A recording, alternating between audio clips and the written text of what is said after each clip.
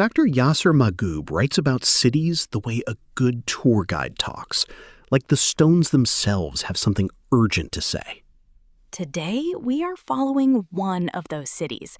The episode covers Cairo, its history, its skyline, and what it means for a city to carry 1,000 years of stories in its streets.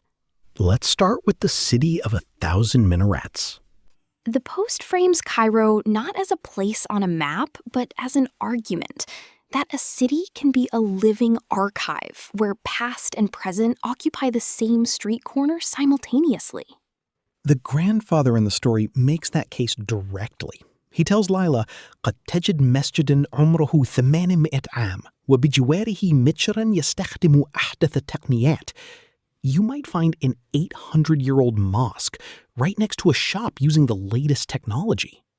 So the upshot is that Cairo's age is not a museum condition. The historical and the contemporary are not separated into different districts.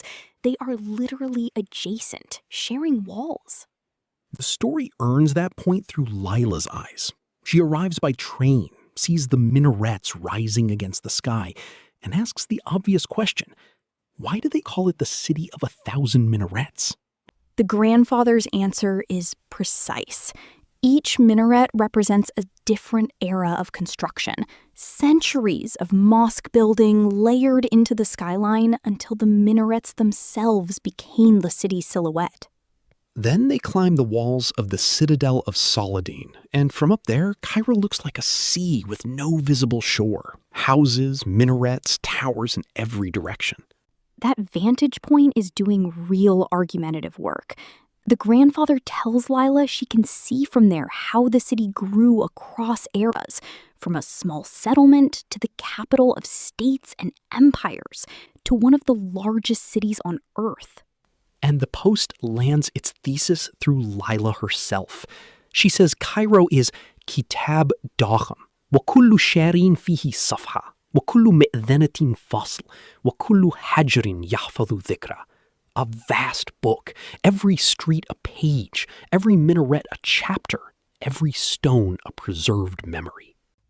That is the frame the whole piece has been building toward. The city is not a backdrop for history. It is the medium through which history is readable. Which raises the question Lila actually asks at the river, whether great cities ever stop generating stories. The grandfather's answer is no. New stories are written every day, while the old ones stay alive in the streets, the mosques, the houses. The stories are not archived. They are still in circulation. A city as a book you keep writing into, that is a harder idea than it sounds. It asks something of the people living there, not just the visitors passing through.